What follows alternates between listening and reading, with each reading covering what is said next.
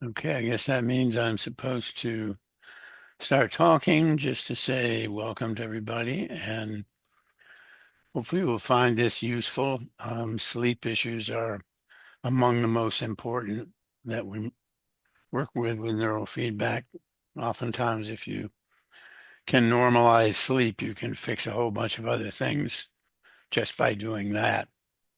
So I think hopefully you'll find this one interesting, and let's go ahead.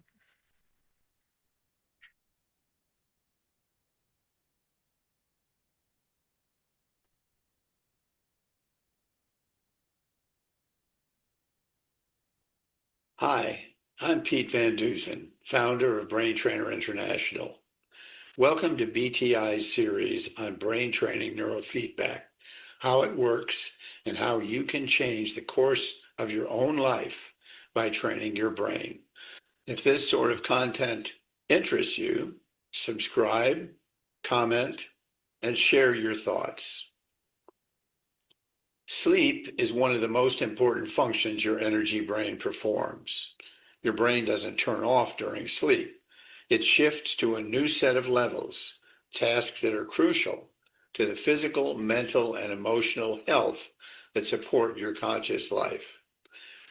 Any issues with your energy brain can interfere with sleep.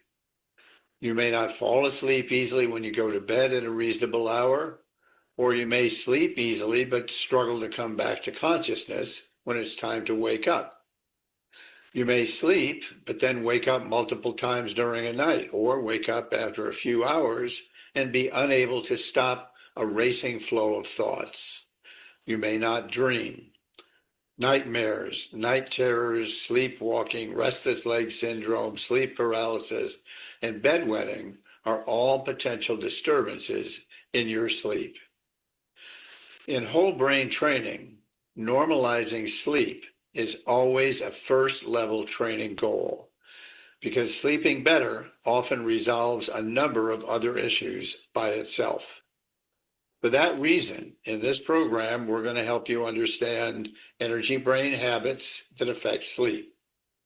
If you aren't comfortable with how your brain works, what the energy brain is, and how we measure its activity, do yourself a favor and review how your brain establishes its habitual responses, those automatic things you do, say, or feel, whether you want to or not. Watch our webinars on your energy brain and its activation levels on our YouTube channel, BTI Brain Trainer /videos. You actually have three physical brains in one. There's an unconscious reptilian brain you share with every life form with a spine, from reptiles to humans. There's another which operates subconsciously and can link you to the universal cloud, a non-physical field of knowledge and information. That part is called the mammalian brain because you share it with all mammals. And the third brain, which covers the other two, the one that makes you human, is the cerebral cortex. It's your conscious brain that processes information, solves problems, and takes actions. These three are linked and activated by what we call your energy brain. Your energy brain is not physical. It's an electromagnetic field created by your physical brains, like the field of a magnet. It's made up of energy instead of matter. Unlike your physical brains, your energy brain is not limited by the confines of your skull. We can measure and study it from outside the skull, and it can serve as an antenna for connecting to the cloud and perhaps even to other brains. You know your heart beats faster or slower pulses depending on your energy level. Are you jogging or just sitting on the couch?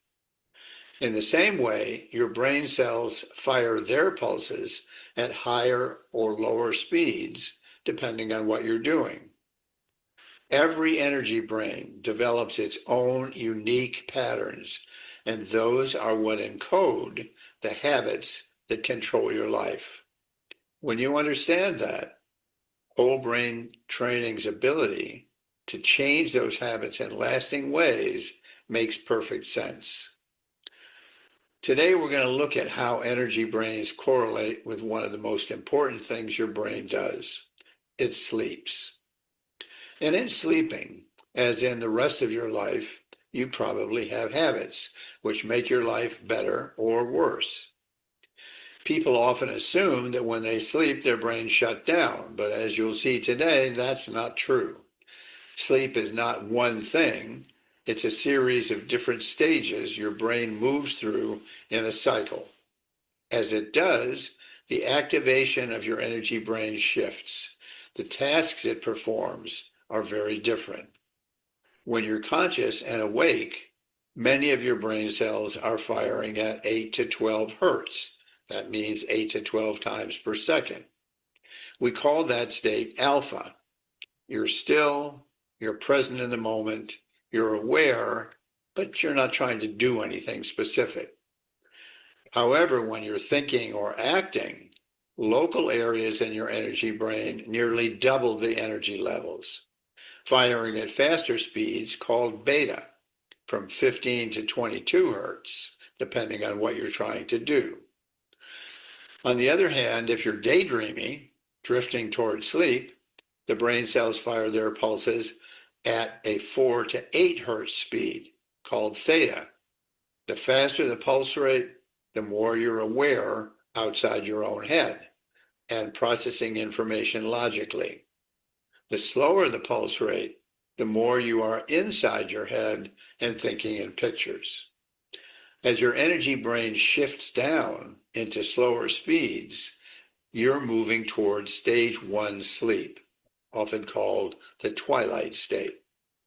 In this state, you're partially conscious. Maybe you recognize that there's someone moving around in your room, but you don't know or care who it is or what they're doing. If you've been dreaming, you may recall parts of the dream until you open your eyes.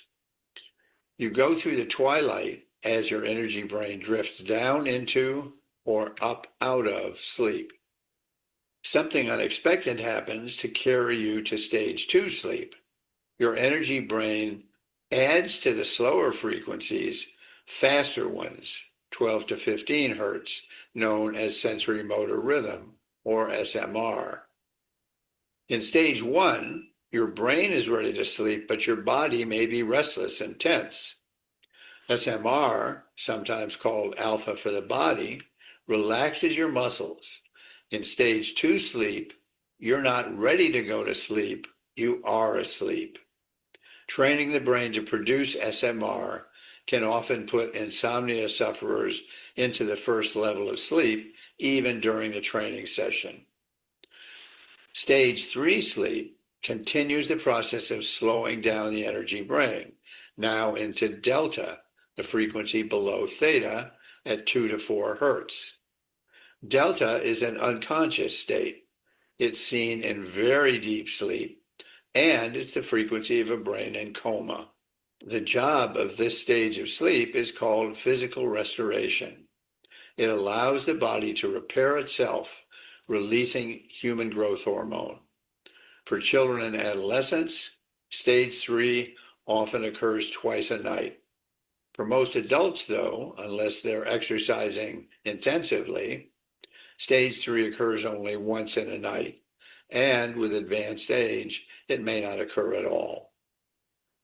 Some brains which have experienced serious emotional trauma don't enter delta sleep.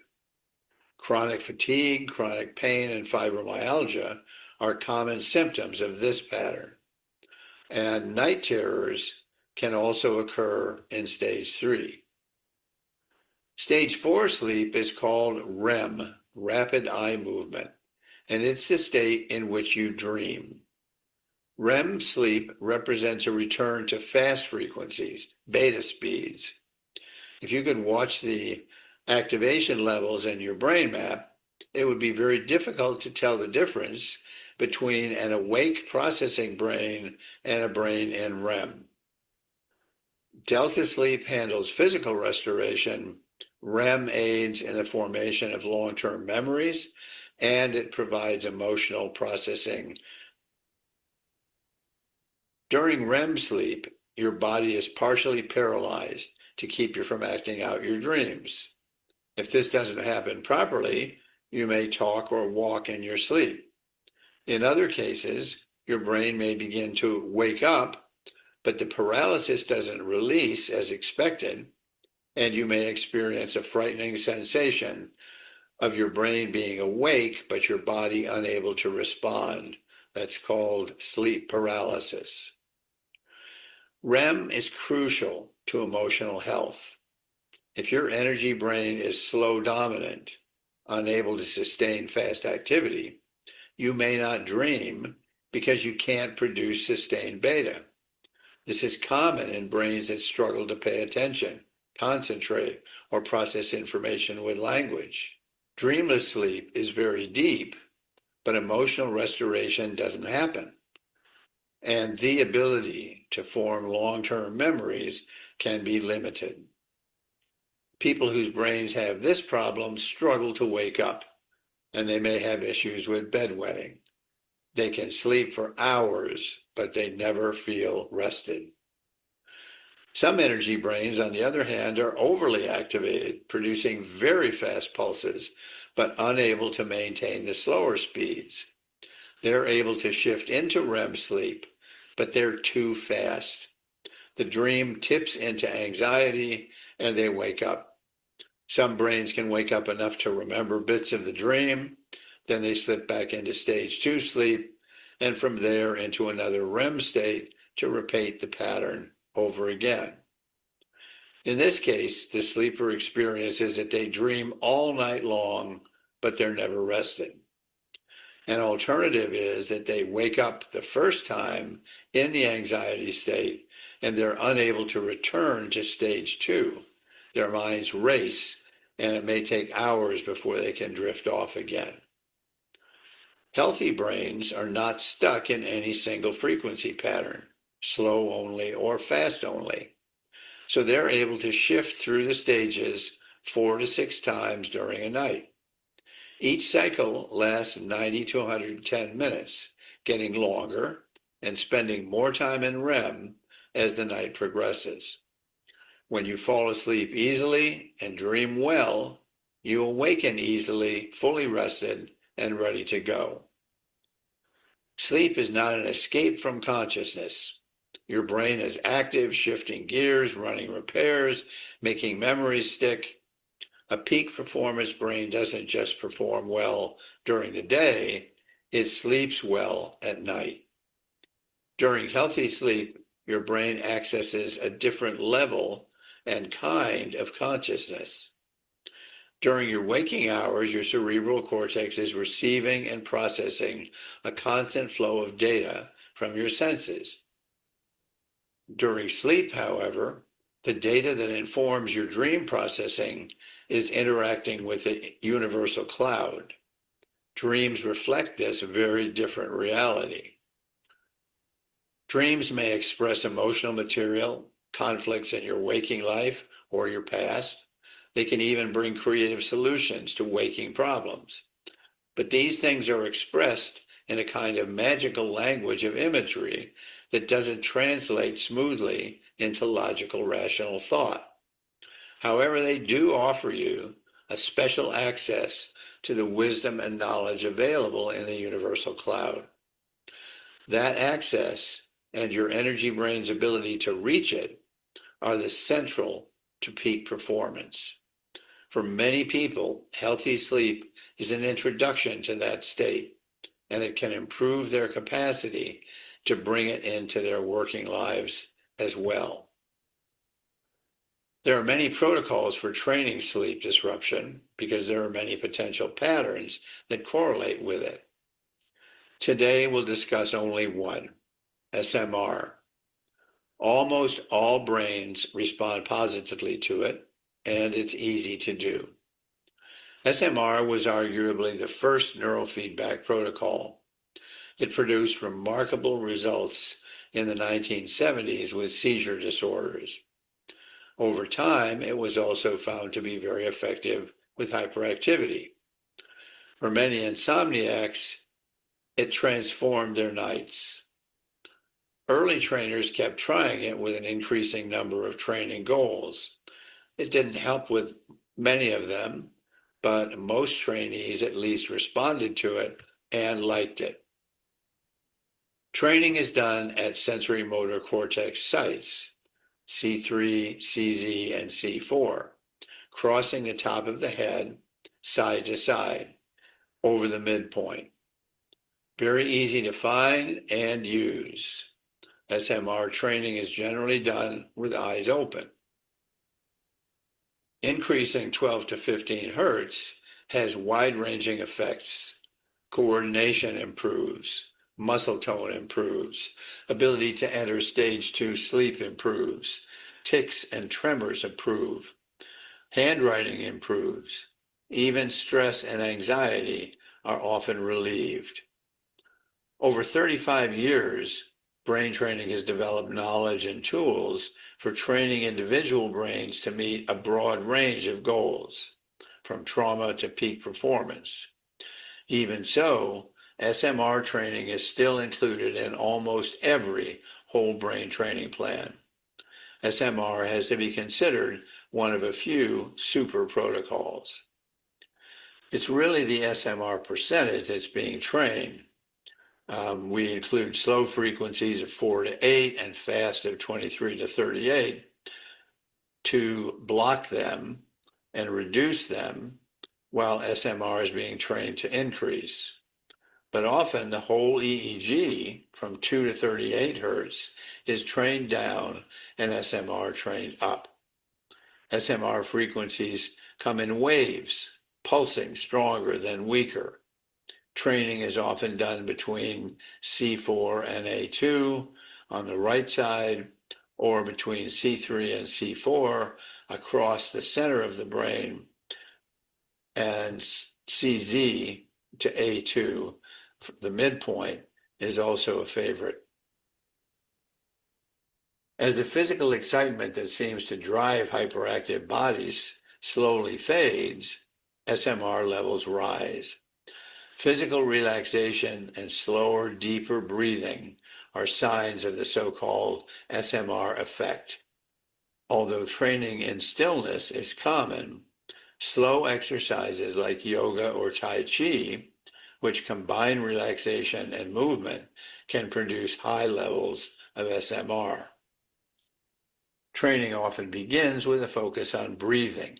Slowing the breath and breathing through the diaphragm tend to produce the physical relaxation that produces SMR, allowing a brain that rarely experiences it to begin to adopt that frequency. It's not uncommon for a person to get heavy eyes and even fall asleep during an SMR session. Sleep-deprived energy brains are programmed to try to catch up on lost REM sleep whenever possible. The trainee breathes more slowly and deeply, the body relaxes, and it can literally enter stage 2 SMR sleep. While new trainers are often startled by this when it happens, the best thing to do is nothing. At the end of the training period, the trainee tends to awaken quietly when the feedback stops. This response may occur for several trainings in a row until the sleep deficit begins to be reduced and improved sleep onset becomes the new habit. While training the slow brain to activate is often best done in short segments, starting as low as 1 minute on and 1 minute off, SMR training is more effective, at least initially, without breaks for 8 to 10 minutes. The trainee focuses on slow breathing and the feedback initially until it becomes natural. Because SMR is a kind of alpha for the body, and alpha speeds actually increase as a child moves toward adolescence, SMR is often trained at frequencies which are lower than the 12 to 15 hertz. Many training programs allow trainers to begin rewarding 12 to 15, but then reduce in half frequency steps. The SMR protocol often allows the trainer to use an arrow key or some other way to shift the band to 11.5 to 14.5, then 11 to 14, and so forth every 30 seconds or so until the body shows relaxation and slower, deeper breathing.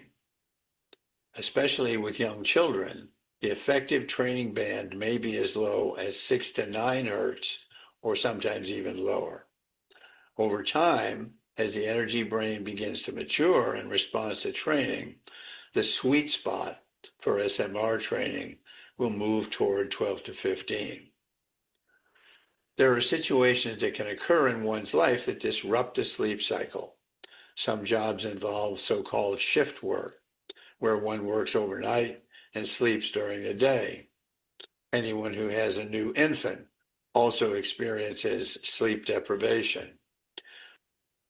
Whenever the energy brain becomes sleep deprived, which usually means it's unable to complete its normal REM cycles, performance is negatively affected. And when this happens, the brain attempts to make up the missing REM as quickly as possible. You may even dream when you're not completely asleep. Training can be very valuable in resolving these problems.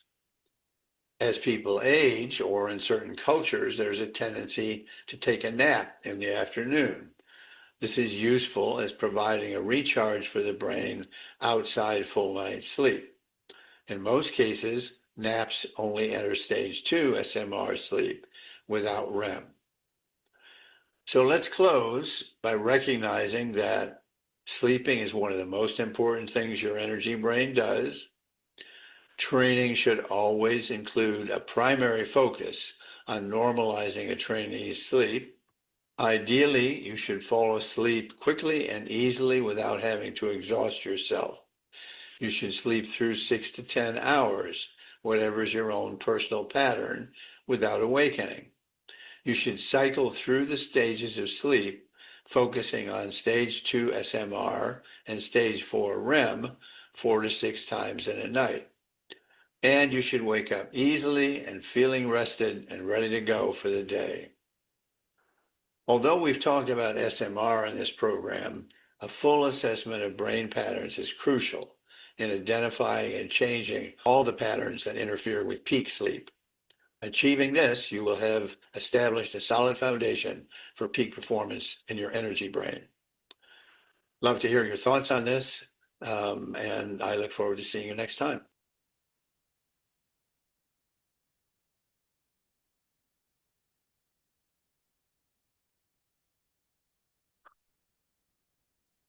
Pete, would you like to show your video now?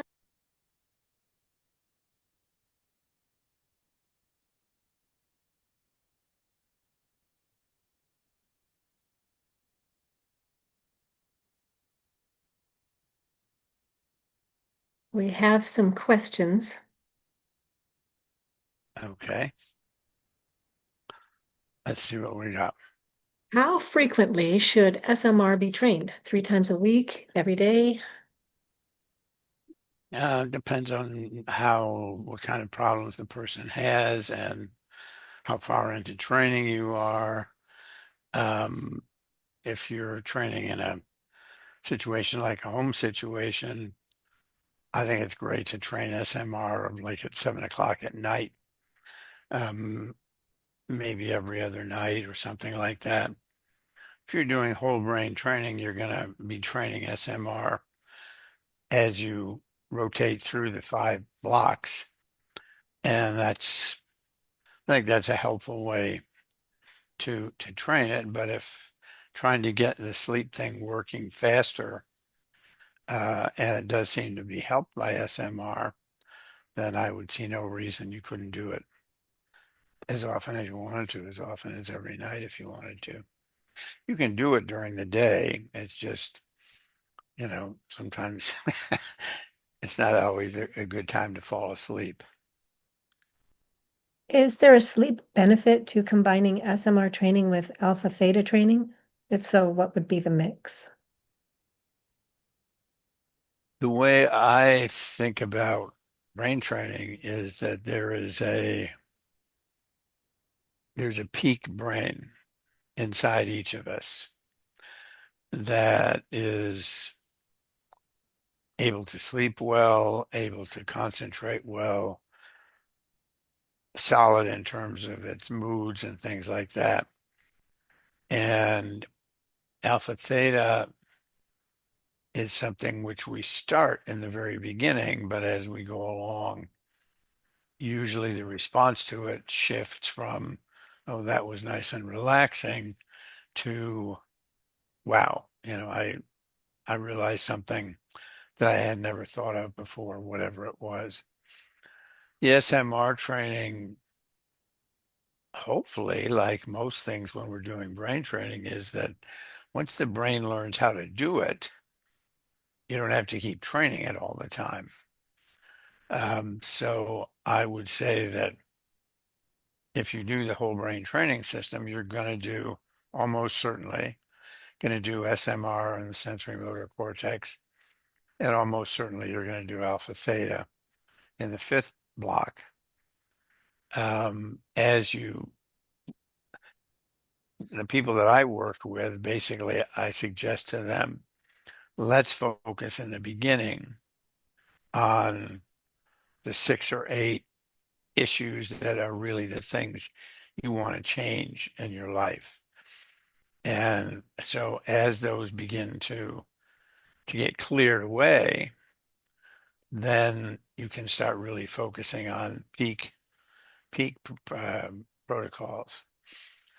And I would say for many people that am aware of, it's like anywhere from 20, 25 to 30 or 35 sessions before you've, in other words, been through 5 to 7 times before you really have stabilized and your brain is doing what it wants to do by itself. At that point, if you got the system, my suggestion is keep your eye out as you're going along and decide what are the protocols that really made a difference for me. And for most people, alpha theta is one of those. But there may also be one related to alpha synchrony or alpha gamma synchrony, um, different patterns. SMR, especially for people who are overly activated when they start, that often is a peak protocol. So I've worked with people that did an SMR session, then an alpha theta session, maybe once or twice a week for after they had done the primary focus training of cleaning up the problems. But also I know people that just do alpha theta. I don't think I know of anybody that just does SMR, but certainly doing them together makes sense. One of them sort of move you in the direction of the sleep state of being very relaxed physically, and then the alpha theta takes you down back and forth across that line between theta and alpha, which is where we actually have access to the subconscious. Here's one. Doesn't it make sense to train the whole brain plan every 3 months or as needed to keep stress levels at a minimum and help with sleep? Um, if what the way you're training, you're not getting a lasting change, then certainly that's an option.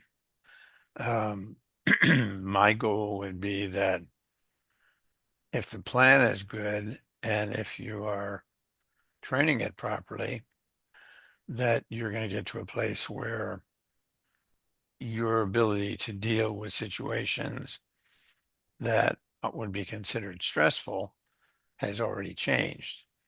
Your new response to those situations is as automatic as the old one was when you got all stressed out. Um, to me, the ability to let go of trying to control things that you can't control, which is sort of an alpha state, that is a key to dealing with stress.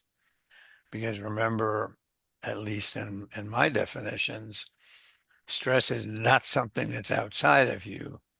Stress is my response to a situation where I want to have more control than I can. And so it leads to anxiety. It can lead to trauma and things like that.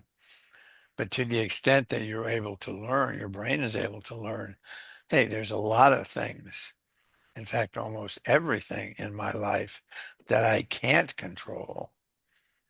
And so what I'll do is watch what happens and be ready to make my best response to it when I have something I can do. So if you can get to that point, then I don't think you're going to have the issue of having to keep training SMR and stuff like that. The ideal is that once your brain has learned it, the basically the goal of whole brain training is to literally change the homeostasis of energy habits that your brain has so that they become as lasting as the original ones were. And so if falling asleep was difficult for you when you started and you got very good at doing SMR training and your brain learned what it felt like and how to do it, and it became a natural thing for you, then you can certainly keep training SMR, but I would suspect that probably, hopefully, you wouldn't need to. Okay. I remember you saying in a chat that peak alpha frequency may affect sleep, especially P4. Could you elaborate on that? Peak alpha frequency. Well, I would say that peak alpha frequency in the back of the head, like at P4, especially with eyes closed, would be a very important issue in terms of the energy economy of your brain. If you can shift into the alpha state where you're present in the moment, not thinking, not trying, not judging how well you're doing, but just there, aware of what's going on around you, even aware of what you're doing. In many cases, things that you do automatically because you've already learned, your brain has learned how to ride a bike or, how to unlock the front door of your house or how to drive from home to the supermarket because it's done them a number of times. So the ability to get into alpha, especially around 10 hertz, is something which allows you to do a lot of things very economically, autopilot. So as far as a relationship, that to sleep,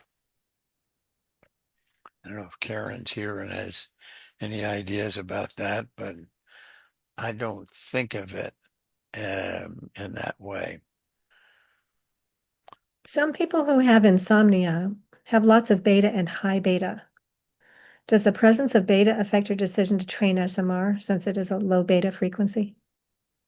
Yeah, for sure. There are, as I mentioned in the course there in the class, there are a lot of reasons for sleep problems, and one of the most common ones we see is that the brain is extremely fast, especially for a brain that has that sort of grew up starting very early with in a situation in which it really couldn't count on things, um, or where there was actively either very strong abuse or neglect. going on.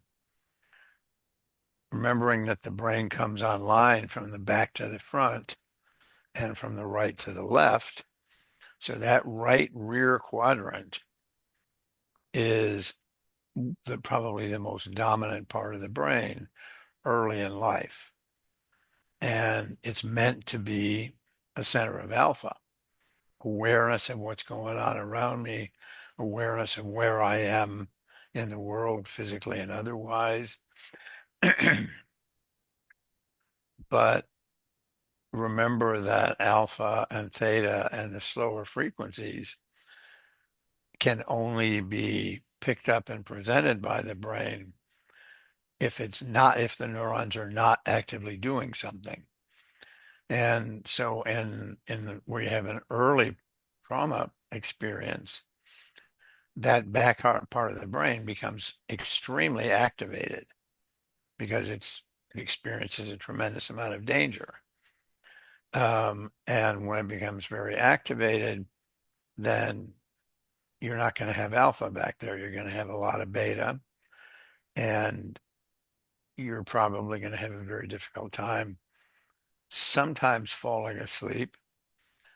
Most often when somebody says, I can go to sleep easily, but then 2 hours later I wake up and I can't go back to sleep because I'm thinking about stuff. That's fast beta and the right rear. The person who falls asleep and through the night wakes up multiple times and doesn't ever really feel rested at the end of the night is usually someone who is also dominated by fast or beta. So when the brain gets ready to go into the REM sleep, where it speeds up into beta, it doesn't just go up into beta, it goes up into high beta because that's what that part of the brain knows how to do. And it literally wakes you up. If it wakes you up enough, you may feel like you dreamed 5 or 6 or 7 or 8 times during the night because you woke up. That killed the dream, but it also left you with sort of a little memory of what it was. But because you never complete the REM cycle, you don't get the psychological and emotional restoration. That is what REM is all about. So, yeah, I mean, I would say to me, that's going to be a higher priority is to quiet down the right rear part of the brain. But also, again, because if you're doing whole brain training, you have the 5 blocks, you have somewhere up to 14 different protocols you can be doing.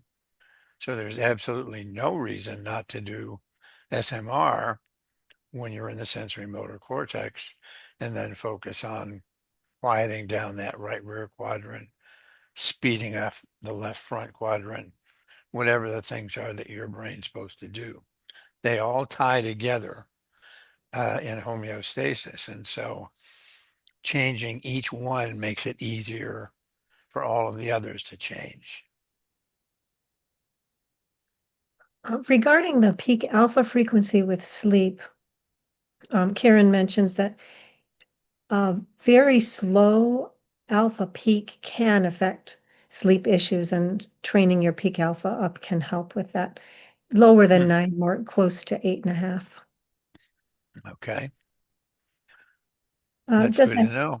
Yeah. Does a heavy drinker affect a person from sleeping through the night? Perhaps heavy drinking? If so, does it affect the brain waves? A person who drinks heavily, I think that's what it how means. that affects their ability to sleep and the brain waves. Yeah, I mean, people who drink a lot, by and large, don't produce alpha. They oftentimes have very fast brains. And one of the things that happens fairly early in the life of somebody who gets started with a need for alcohol is that the first time you drink after a drink or two or whatever, your brain actually does produce alpha, which you've almost never experienced before. And so people talk about it as being this very relaxed, very calm, comfortable with other people around and all that sort of stuff. So the problem is that for the first drink or two, you do increase alpha.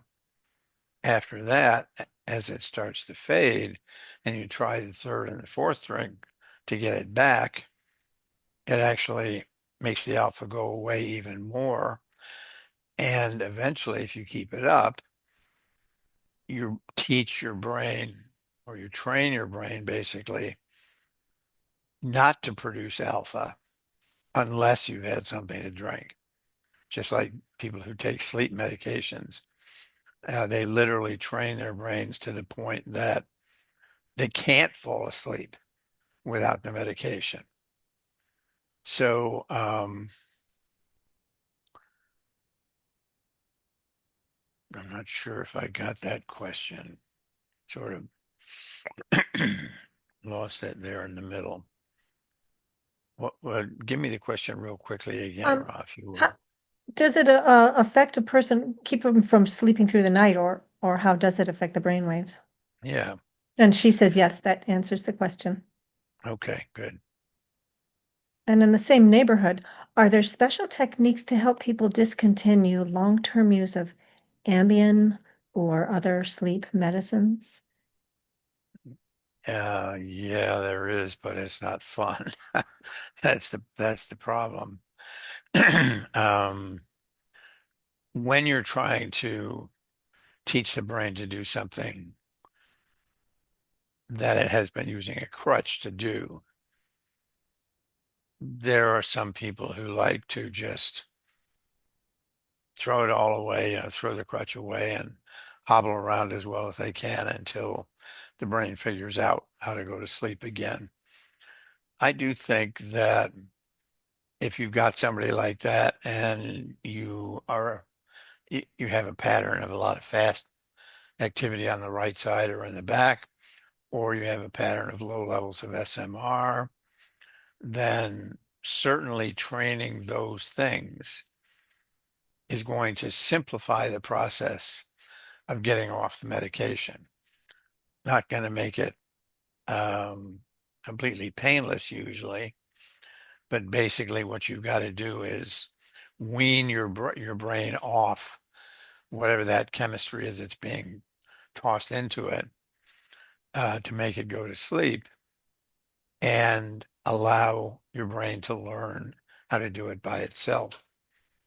I would say probably for most people, I would probably not mess with the medication the first time around, the first 5 sessions.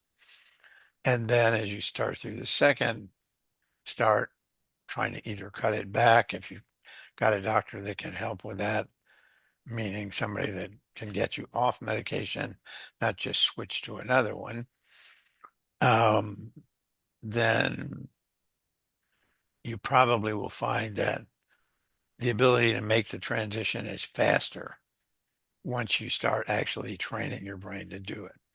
But as long as you keep taking the medication, it's like trying to dig a hole in a swamp. You throw something out and it just oozes back in again because there's so much chemistry there that really blocks you from having your brain produce its own. Not great Benzo, news, but go yeah. ahead. Will benzodiazepines or Ambien slow down the progress of neurofeedback for sleep or any other goal? Yeah, actually, I would say benzodiazepines are at least seem to be in some cases neurofeedback killers um, because they're the primary medications that work with GABA. And it just seems like once you teach your brain to wait for the benzodiazepine to get delta, then it really makes it hard to, to do any other kind of training.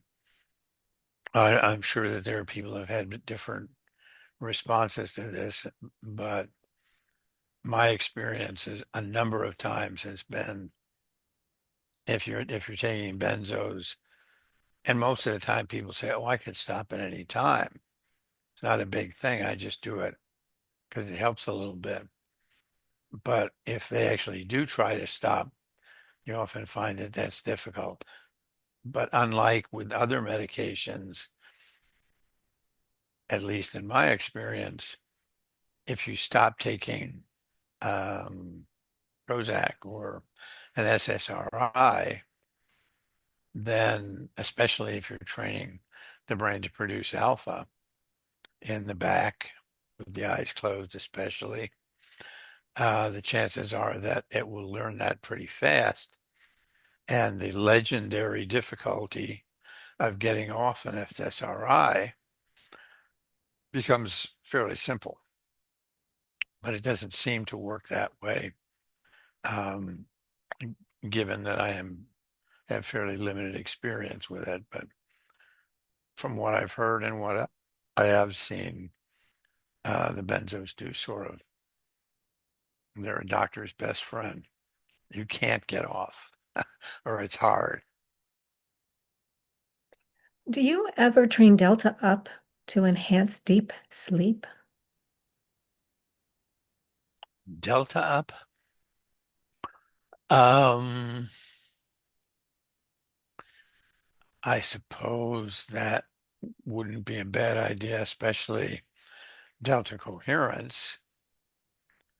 Um, but if a person's awake, delta is not a frequency that you would like to see hanging around in the brain.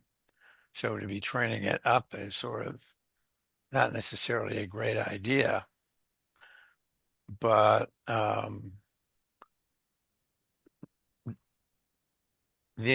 thing to remember is that there is sort of a built-in pattern for stage 3 sleep, which is the delta sleep, and that is since it produces, or it is the time when the brain releases human growth hormone. It's something which young people have in most cases at least twice, at least in 2 of their 5 or 6 cycles through the frequency stages during a night. And then by the time you get to maybe your early 20s, or maybe even before that, unless you are really seriously exercising, and so therefore doing damage to your body, at least in the body's terms, then, as I understand it, it's much more likely that you will go into that delta stage a second time. And I believe, although I couldn't tell you where this came from, maybe just from my own experience, but it does seem to me that now that I'm really, really old, I don't ever go into that state. I sort of go back and forth between SMR sleep and REM. And that's the reason why, as you go through the night and your sleep periods become longer, as you go further into the night, that the majority and the biggest change in each block is that the amount of REM sleep increases and you drop out your delta sleep. And so I think it's something which more or less just happens. But if for some reason the brain can't really do delta very well, then it would be interesting to try and train coherence. Okay, well, that's it for our questions. Good. Nobody went to sleep during the thing, and that's good. Okay.